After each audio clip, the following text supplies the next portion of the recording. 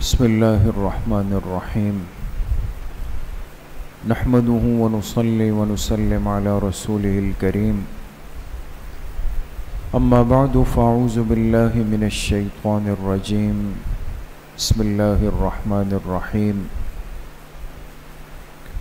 ربنا هب لنا من أزواجنا وذرياتنا قرة أعين واجعلنا للمتقين إماما وقال رسول الله صلى الله عليه وسلم حاسبوا قبل أن تحاسبوا صدق الله وصدق رسوله النبي الكريم اللهم صل على سيدنا ومولانا محمد وعلى آل سيدنا ومولانا محمد وبارك وسلم۔ اللہ سبحانہ و تعالیٰ کا بہت بڑا کرم اور احسان ہے، ایک بڑا آسان اور با اثر طریقہ وہ اس امت کے پاس دعا کا ہے۔ جب بندہ اللہ پاک کے سامنے ہاتھ اٹھاتا ہے اور اللہ پاک سے دعا کرتا ہے، اللہ پاک سے اپنی ضروریات کا سوال کرتا ہے، یہ بندے کا مانگنا اللہ پاک کو بہت زیادہ محبوب اور بہت زیادہ پسند ہوتا ہے، اور جتنا بندہ دعا میں اضافہ کرتا ہے اتنا اللہ پاک کے ساتھ تعلق بڑھتا چلا جاتا ہے۔ اس کی وجہ کیا ہے؟ علماء نے لکھا ہے کہ ایک تو اللہ پاک کا حکم ہے بندوں کو، ادعونی استجب لکم۔ اللہ پاک فرماتے ہیں میرے بندوں مجھ سے دعا کرو، میں تمہاری دعاؤں کو قبول کروں گا۔ تو معلوم ہوا کہ جب بندہ ہاتھ اٹھاتا ہے اللہ کے سامنے تو یہ اللہ کے حکم کو پورا کرنے والوں میں شامل ہو جاتا ہے۔ اللہ پاک خوش ہو جاتے ہیں، اس نے میرے ایک حکم کو زندہ کیا، کسی اور کے پاس نہیں گیا، کسی اور سے فریاد نہیں کی، کسی اور کے سامنے نہیں جھکا، تکلیف آئی فوراً میرے سامنے آ گئے۔ دوسری بات علماء نے لکھی کہ دعا اللہ پاک کو اس لیے پسند ہے کہ دعا میں التجا ہے۔ ایک بندہ اپنی التجا کرتا ہے، درخواست کرتا ہے، جھک جاتا ہے، ایک فقیر بن جاتا ہے اللہ کے سامنے، اور مقام عبدیت اللہ پاک کو بے انتہا محبوب ہے کہ بندہ اپنی عبدیت اللہ کے سامنے ظاہر کر دے۔ یہ کیفیت اللہ پاک کو بے انتہا پسند ہے دوست۔ اسی لیے دیکھیں نا، کبھی کبھی جو بندے پر بیماری آتی، ہمارے ایک استاذ گزشتہ دنوں ایک طویل وقت بیمار رہے، کافی عرصے کے بعد وہ بیچارے اپنے بیماری سے جب کچھ بہتر ہوئے آئے تو ہمارے ہاں اس دن اتفاق سے باہر سے ایک مہمان عالم تشریف لائے ہوئے تھے، تو ہم ان کے ساتھ بیٹھے ہوئے تھے، یہ استاذ بھی اتفاق سے آ گئے اور کافی وقت کے بعد آئے۔ تو جب ملے تو میں نے ان سے کہا حضرت یہ بیچارے کافی طویل عرصے کی بیماری گزار کے آج آئے ہیں، ان کے لیے دعا فرما دیں۔ تو علماء ہوتے ہیں نا، ان کے پاس اللہ پاک کی طرف سے بڑی حکمت کی باتیں ہوتی، تو انہوں نے استاذ سے کہا کہ دیکھیں آپ پریشان نہ ہوں، کبھی کبھی اللہ پاک کی ذات اپنے بندے کی عبدیت کو دیکھنا چاہتی، میں اس بندے کی عبدیت کو دیکھ لوں کہ یہ کتنا مجھ سے مانگتا ہے، کتنا میرے سامنے جھکتا ہے، کتنا عاجزی کرتا ہے۔ صرف اس مقام عبدیت کو دیکھنے کے لیے اللہ پاک اس بندے پر کوئی مرض اور بیماری بھیج دیتے ہیں۔ یہ مقام عبدیت میں آیا ہے۔ پھر فرمایا اس کے ساتھ ساتھ ایک دوسری خوبی مسلمان کی بیماری میں یہ ہے کہ جب مسلمان پر بیماری آتی ہے تو اس کو اپنی حیثیت اور کیفیت کا بھی اندازہ ہو جاتا ہے نا. یہ تو انسان صحیح تندرست توانا ہٹا کٹا، جب یہ دنیا میں جتنے گناہ اور حقوق العباد اور حقوق اللہ پامال ہوتے ہیں، کوئی چور ڈاکو مجرم قاتل پکڑا جائے تو ایسا نہیں ہوگا کہ کوئی چور آئے اور اس نے بیساکھی یا لاٹھی پکڑی ہوئی کہ میری ٹانگ ٹوٹی ہوئی ہے میں پھر بھی چوریاں کرتا ہوں. نہیں، ہر جرم کرنے والا صحت اور جسم میں بالکل تندرست ہو، جب بھی وہ زور بھی ڈالتا ہے، دباؤ بھی ڈالتا ہے، جرم بھی کرتا ہے، مال بھی لوٹتا ہے، قتل بھی کرتا ہے، نعوذ باللہ عزت بھی خراب کرتا ہے، ساری چیزیں کرتا ہے. اس کے مقابلے میں جب ایک بندہ کمزور ہو جاتا ہے، اب پیروں میں طاقت کم ہے، ہاتھوں میں کم ہے، آنکھوں میں کم ہے، کانوں میں کم ہے، دماغ میں کم ہے،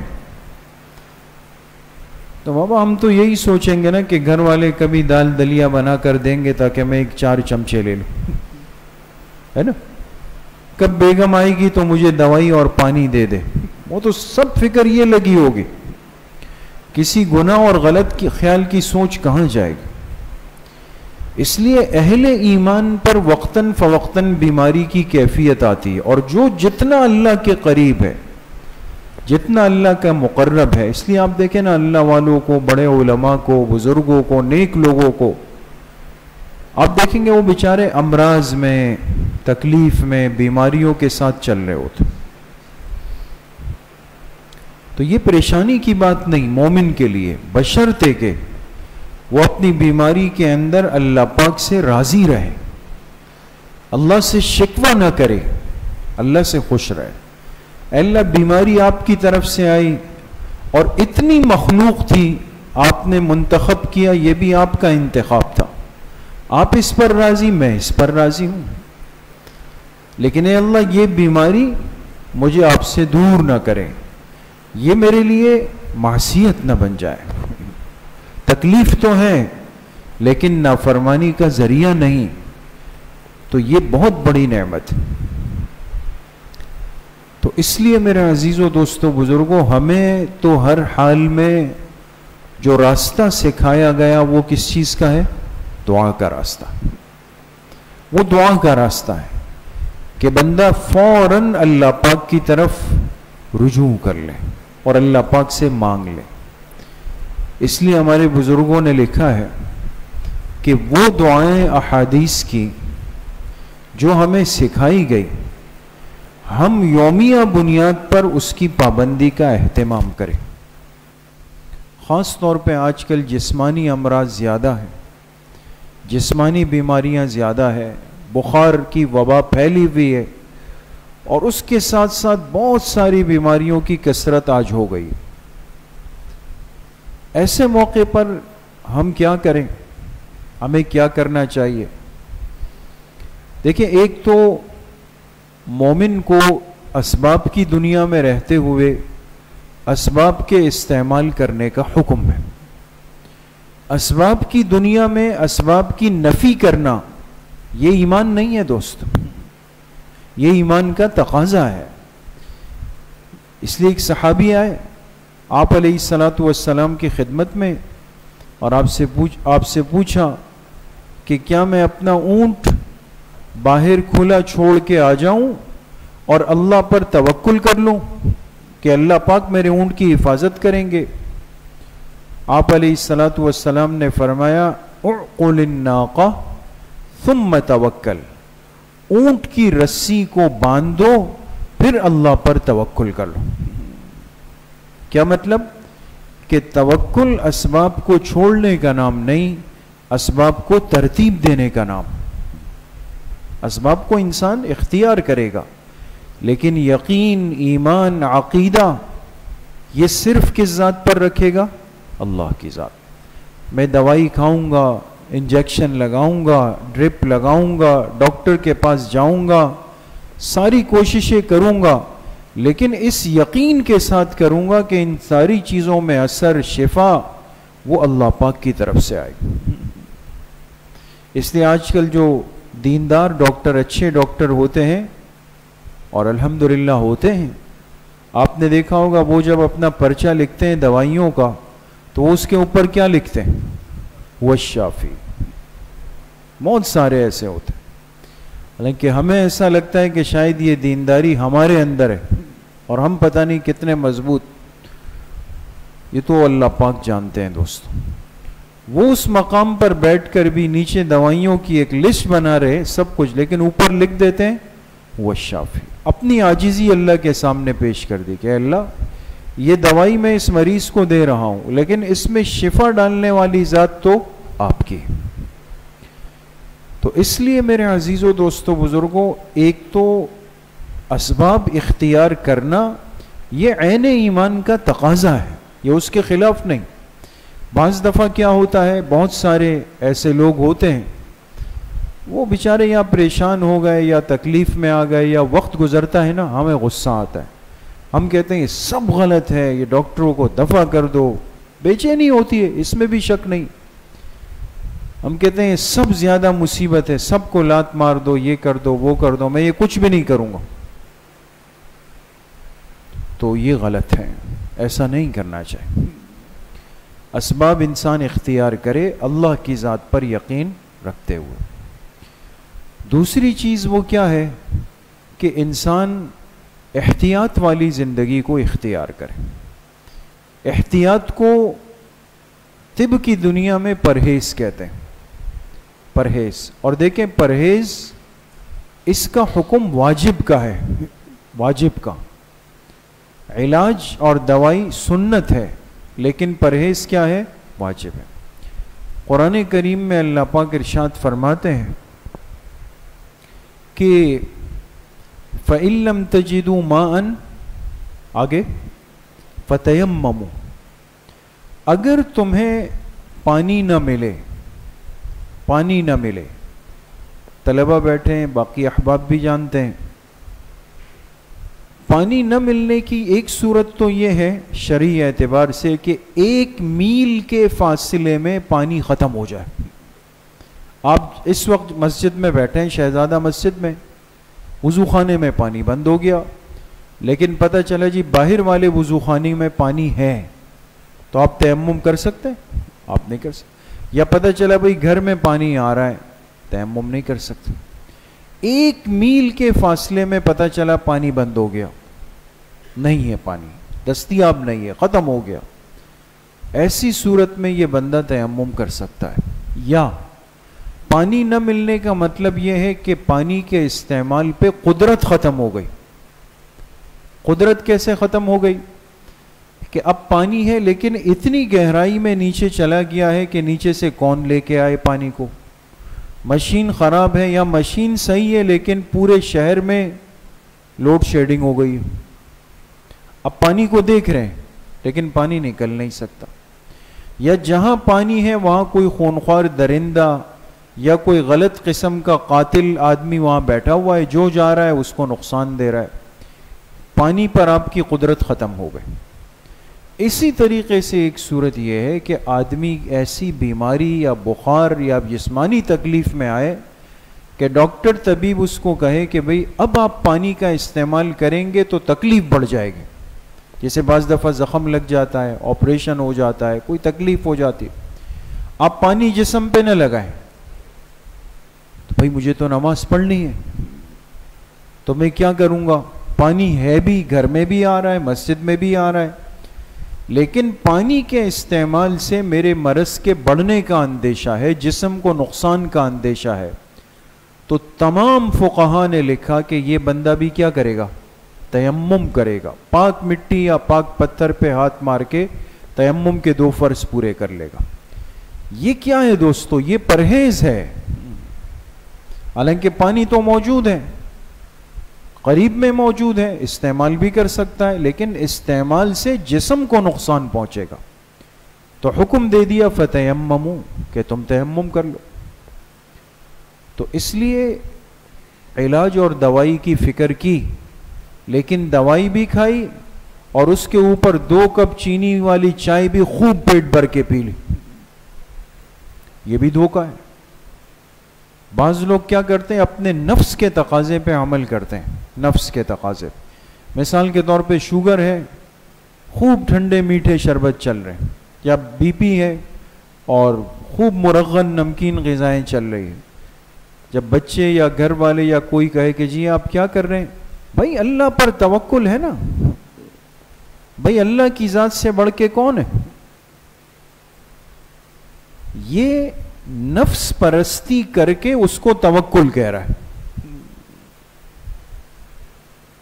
کیا اللہ پاک کی ذات سے زیادہ یا اللہ کے حبیب پیغمبر علیہ السلام سے زیادہ یہ دین کی سمجھ میں آگے نکل گیا؟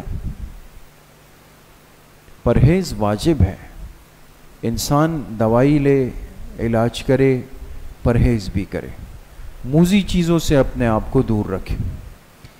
تیسرے نمبر پہ کیا کرے؟ وہ مسنون دعائیں جو ہمیں سکھائی گئی ہے دوست، اور وہ اتنی جاندار دعائیں ہیں، اتنی مضبوط دعائیں ہیں اور اتنی طاقتور دعائیں ہیں کہ انسان اس کو صحیح یقین کے ساتھ پڑھے تو بہت سارے موذی امراض جسم سے ختم ہو جاتا ہے۔ حدیث پاک میں آتا ہے نا، یہ دعا سب ساتھی یاد کریں۔ حدیث پاک میں کیا فرمایا؟ اگر تمہارا کوئی مسلمان بھائی بیمار ہو جائے اور تم اس کی عیادت کے لیے چلے جاؤ، تم اس کی عیادت کے لیے چلے جاؤ، اگر اس کی موت اس بیماری میں اللہ نے مقرر نہیں کی، چاہے کتنی سخت بیماری ہو لیکن ابھی موت کا وقت نہیں آیا، تو آپ علیہ الصلاۃ والسلام نے فرمایا یہ عیادت کرنے والا اس کی پیشانی پر کیا دم کرے؟ اسأل اللہ العظیم، آگے رب العرش العظیم ان یشفیک، اتنی سی دعا ہے، اسأل اللہ العظیم رب العرش العظیم ان یشفیک۔ یہ دعا پڑھ کے اس کی پیشانی پہ پھونک مار دے تو اس دعا سے اس بندے کے موذی امراض اس کے جسم سے ختم ہو جاتے ہیں۔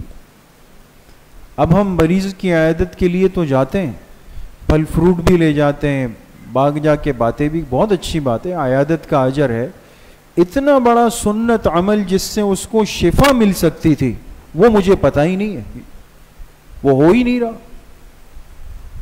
اس لیے آپ بڑے بزرگوں کو، اللہ والوں کو دیکھیں، وہ ان باتوں کا اہتمام کرتے ہیں، ہے نا۔ اسی طریقے سے کیا فرمایا کہ جب کوئی آپ سے اپنی بیماری کا اظہار کرے یا آپ نے کسی کو بیمار دیکھ لیا، بات سمجھ میں آ گئی؟ مثال کے طور پہ پتہ چلا بھائی ہمارے مسجد کے خادم کئی دنوں سے بیمار تھے، ابھی آ گئے، اللہ پاک ان کو شفا نصیب فرمائے۔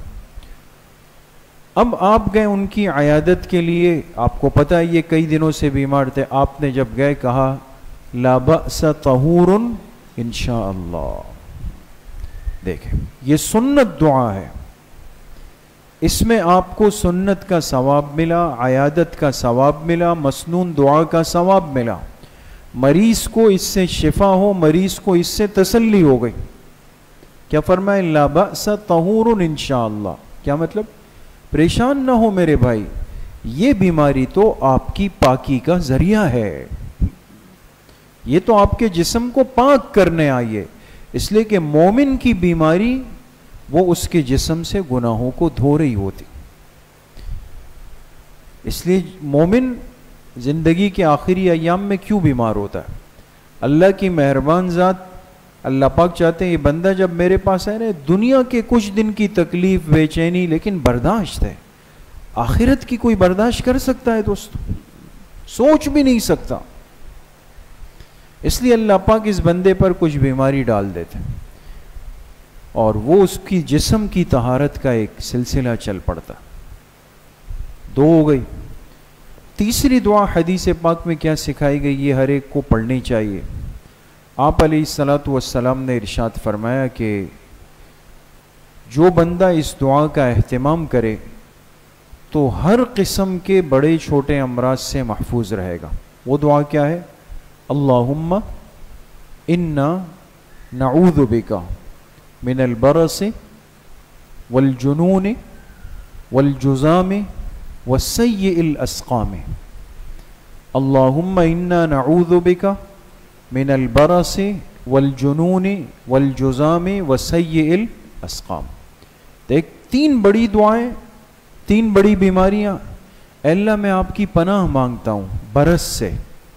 برس جانتے ہیں نا، جسم پہ سفید داغ ہو جاتے ہیں. ابھی تک ظاہری طور پر میڈیکل کی دنیا میں اس کا علاج نہیں ہے، لیکن سنت دعا میں علاج ہے. اے اللہ میں آپ کی پناہ مانگتا ہوں برس سے، جنون سے پاگل پن، جزام جلد کی بیماری، جلد کی بیماری لگ جاتی ہے اور اس کے اندر کیا ہوتا ہے، یہ جلد بالکل ایسے گرنے لگ جاتی. تین بڑی. اور آگے کیا فرمایا، وَسَيِّئِ الْأَسْقَامِ، ہر قسم کے برے مرض سے اے اللہ آپ کی پناہ. اب اس برے مرض کے اندر جتنے چھوٹے بڑے ہماری سوچ کے اعتبار سے دوستو وہ سب اس کے اندر شامل ہو. یہ دعا یاد رہے گی دوستو. تین ہو گئی. چوتھی دعا سکھائی گئی وہ فجر کی ہر نماز کے بعد ایک ایک مرتبہ، ہر نماز کے بعد ایک ایک مرتبہ پڑھی جائے. جب سلام پھیر دے اور مختصر دعا ختم ہو جائے امام کے ساتھ، اللہم عافنی فی بدنی، اللہم عافنی فی سمعی، اللہم عافنی فی بصری، لا الہ الا انت. دیکھیں، اللہم عافنی فی بدنی، اے اللہ میرے جسم میں عافیت ڈال دے. عافنی فی سمعی، اے اللہ میری سنوائی میں، سننے کی صلاحیت میں. اللہم عافنی فی بصری، اے اللہ میری بینائی میں، دیکھنے کی طاقت کو عافیت دے دے. لا الہ الا انت، آپ کے سوا کوئی معبود نہیں. اب بتائیں کتنی مضبوط اور جاندار اور خوبصورت دعا ہے. ہر نماز کے بعد ایک ایک مرتبہ اس کو پڑھا جائے. چار ہو گئی. پانچویں اور آخری چیز، یہ سورہ مومنون کی آخری آیات ہے اور یہ دن میں کسی بھی موقع پر ایک مرتبہ پڑھ کے اپنے جسم پر دم کریں. ہمارے تمام اکابر نے اپنے عملیات کی کتابوں میں اس کو لکھا ہے اور اس کو آزمودہ اور مجرب لکھا ہے. سورہ مومنون پارہ نمبر 18 کی پہلی سورت ہے. سورت ختم ہو رہی ہے، آخر کی 3 آیات ہیں یا 4 آیات ہیں. شروع ہوگی کہاں سے، افحسبتم انما خلقناکم عبثا وانکم الینا لا ترجعون فتعال اللہ الملک الحق. وقت پہ استعمال کریں. اس کے ساتھ ساتھ پرہیز واجب ہے، تقاضا ہے. اور تیسرے نمبر پہ یہ 5 دعائیں آپ سے عرض کی، یاد رہیں گی. ترتیب کے ساتھ یہ 5 دعائیں ہیں، اس کا ہم اہتمام کریں. اگر 5 یاد نہ ہو، کوئی ایک یاد کر لے اور اس کا معمول اور اس کی پابندی کرے. کون کون کرے گا انشاءاللہ؟ اللہ پاک مجھے بھی آپ سب کو صحیح عمل کی توفیق نصیب فرمائے. وآخر دعوانا ان الحمدللہ رب العالمین. کچھ دیر کے لیے انشاءاللہ ختمات شریفہ پڑھیں گے. بسم اللہ الرحمن الرحیم. الحمدللہ الذی لم یتخذ ولدا ولم یکن له شریک فی الملک ولم یکن له ولی من الذل وکبرہ تکبیرا. تمام ساتھی ایک مرتبہ درود شریف پڑھ لیں. اللہم صلی علی محمد وعلی آلہ وسلم.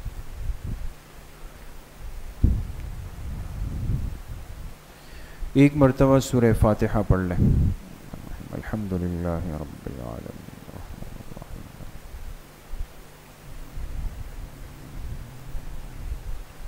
ایک مرتبہ درود شریف پڑھ لیں. اللہم صلی علی محمد وعلی.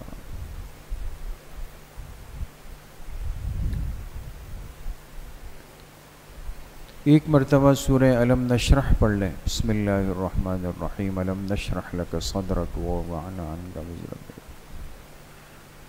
ان مع العسر یسرا ان مع العسر یسرا فاذا فرغت فانصب. ایک مرتبہ سورہ اخلاص پڑھ لیں. بسم اللہ الرحمن الرحیم. قل هو اللہ احد اللہ الصمد. ایک مرتبہ سورہ فاتحہ پڑھ لیں. بسم اللہ الرحمن الرحیم. الحمدللہ رب العالمین الرحمن الرحیم. ایک مرتبہ درود شریف پڑھ لیں، اللہم صلی علی محمد وعلی آلہ۔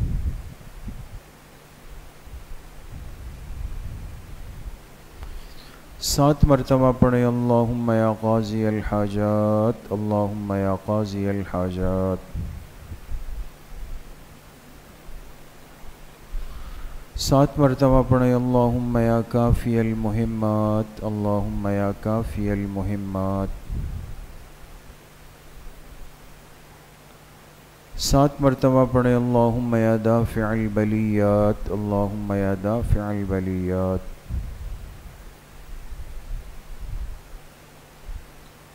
7 مرتبہ پڑھیں، اللہم یا شافی الامراض، اللہم یا شافی الامراض۔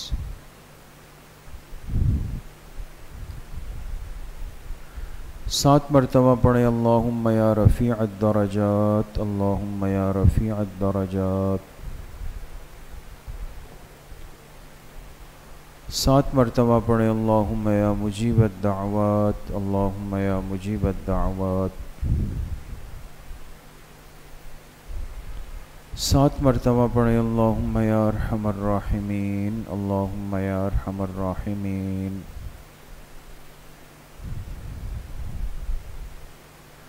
1 مرتبہ درود شریف پڑھ لیں، اللہم صلی علی محمد وعلی آلہ۔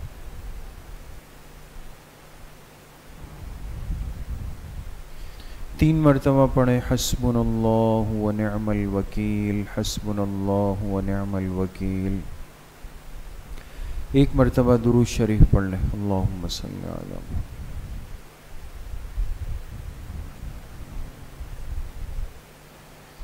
3 مرتبہ پڑھیں، یا خفی اللطف ادرکنی بلطفک الخفی، یا خفی اللطف ادرکنی بلطفک الخفی۔ 1 مرتبہ درود شریف پڑھ لیں، اللہم صلی علی محمد۔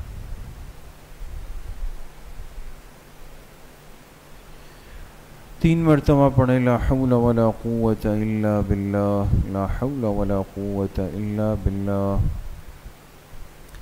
1 مرتبہ درود شریف پڑھ لیں، اللہم صلی علی محمد۔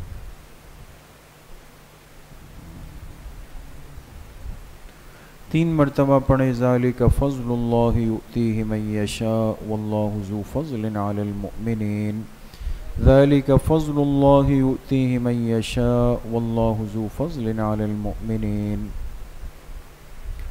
1 مرتبہ درود شریف پڑھ لیں، اللہم صلی علی محمد۔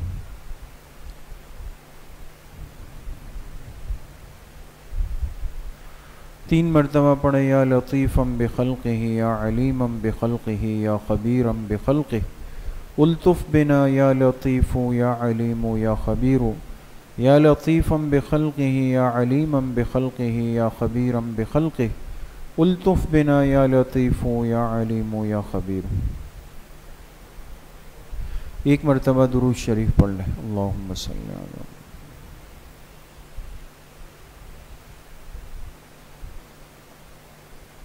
3 مرتبہ پڑھیں، انا للہ و انا الیہ راجعون، انا للہ و انا الیہ راجعون۔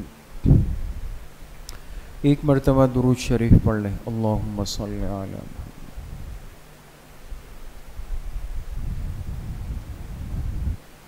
3 مرتبہ پڑھیں، اللہ ولی الذین آمنوا، اللہ ولی الذین آمنوا۔ 1 مرتبہ درود شریف پڑھ لیں، اللہم صلی علی۔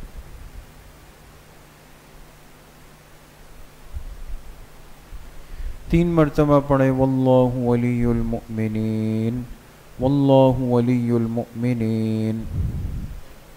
1 مرتبہ درود شریف پڑھ لیں، اللہم صلی علی۔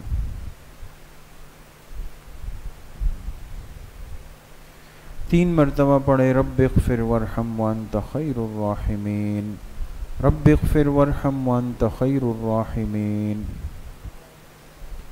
1 مرتبہ درود شریف پڑھ لیں، اللہم صلی علی محمد۔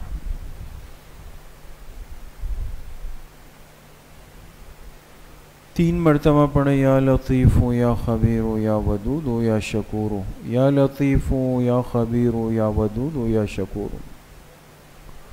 1 مرتبہ درود شریف پڑھ لیں، اللہم صلی علی محمد۔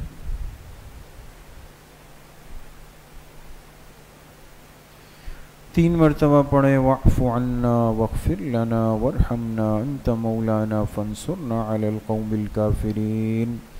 واعف عنا واغفر لنا وارحمنا انت مولانا فانصرنا علی القوم الکافرین. ایک مرتبہ درود شریف پڑھ لیں. اللہم صلی علی.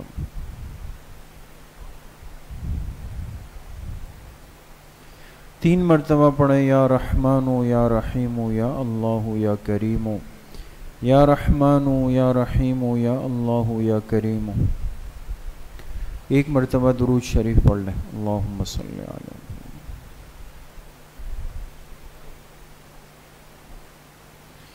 3 مرتبہ پڑھیں الا بذکر اللہ تطمئن القلوب.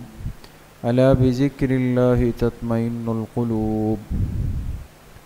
ایک مرتبہ درود شریف پڑھ لیں. اللہم صلی علی محمد کما صلیت علی. اللہم بارک علی محمد وعلی آل محمد کما بارکت علی ابراہیم وعلی آل ابراہیم انک حمید مجید. یہ جتنے ختمات مبارکہ پڑھے گئے ان کا ایصال ثواب جناب رسول اللہ صلی اللہ علیہ وسلم کو آپ کی قبر مبارک میں اور آپ کے واسطے اور وسیلے سے پوری امت مسلمہ کو بالخصوص تمام صحابہ اکرام، تابعین، تبع تابعین، اس امت کے مفسرین، محدثین، مجتہدین، فقہاء، ائمہ اربعہ، سلاسل اربعہ، سلسلہ نقشبندیہ، قادریہ، چشتیہ، سہروردیہ کے اپنے تمام مشائخ اور بزرگوں کو، اپنے اساتذہ اکرام، والدین، دوست، احباب، رشتہ دار، اعزاء، اقارب، جن جن کے ہم پر حقوق اور احسانات ہیں، بالخصوص اپنے والدین رحمہم اللہ تعالی، بالخصوص اپنے مشفق اور سرپرست حضرت مفتی صاحب نور اللہ مرقدہ اور اپنے مامو جان رحمۃ اللہ تعالی علیہم، ان تمام ہستیوں کو اس کا ایصال ثواب کرتے ہیں. اللہ اپنی شان کے مطابق سب کو پورا پورا اجر نصیب فرمائے. اب کچھ دیر کے لیے ذکر قلبی یعنی مراقبہ کریں گے. تمام ساتھی اپنے دلوں کی طرف متوجہ ہو جائیں، سروں کو جھکا لیں، آنکھیں بند کر دیں اور دل میں تصور کریں اللہ کی بارگاہ سے انوارات، فیوزات، تجلیات اتر رہے ہیں اور میرے دل کے اندر سما رہے ہیں، جس کی برکت سے میرے دل سے گناہوں کا میل، کچیل، زنگ، ظلمات، قدورات سب کچھ نکل رہا ہے اور میرے دل کی ہر دھڑکن کہہ رہی ہے اللہ اللہ اللہ.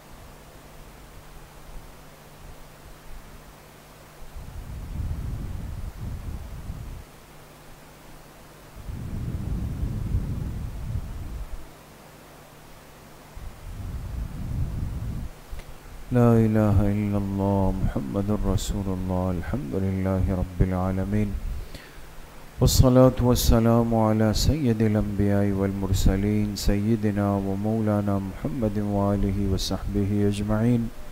یا اللہ یا ارحم الراحمین، ہمارے صغیرہ کبیرہ ظاہراً باطناً ہر طرح کے گناہوں کو معاف فرما دے. یا اللہ پوری امت کے گناہوں کو معاف فرما دے. حضور علیہ السلام کی صحیح اور سچی محبت نصیب فرما دے. پوری زندگی اتباع شریعت اور اتباع سنت میں گزارنے کی توفیق نصیب فرما دے. یا اللہ ہمارے اس بیٹھنے کو، اس مختصر مجلس کو، تھوڑی دیر کے ذکر کو اپنی بارگاہ میں انتہائی درجے میں قبول فرما دے. تمام ساتھیوں کے، تمام طلبہ کے آنے کو یا اللہ اخلاص کے ساتھ قبول فرما دے۔ جتنے ساتھی محبت کے ساتھ آئے ہیں، آخر تک بیٹھے ہیں، جس درجے میں شریک ہوئے، یا اللہ اپنی شان کے مطابق سب کو دنیا آخرت کی خوشیاں، برکتیں، وسعتیں، سعادتیں، راحتیں، رحمتیں اور شفا اپنے خاص خزانوں سے نصیب فرما دے۔ یا اللہ برکتوں والی زندگی نصیب فرما دے۔ ساری زندگی ذکر سے جڑ کر اپنی زبان کو، دل کو اپنے مبارک ذکر سے معطر رکھنے کی توفیق ہم سب کو نصیب فرما دے۔ یا اللہ قبلہ اول کے مظلوم مسلمانوں کی مدد و نصرت فرما دے۔ قبلہ اول کو آزادی کی نعمت نصیب فرما دے۔ ہمارے حضرت مفتی صاحب نور اللہ مرقدہ، ہمارے والدین اور کل امت مسلمہ کے مرحومین کی قبروں کو یا اللہ جنت کے باغیچے بنا دے۔ وصلی اللہ وسلم علی نبینا محمد وآلہ وصحبہ اجمعین برحمتہ۔ السلام علیکم۔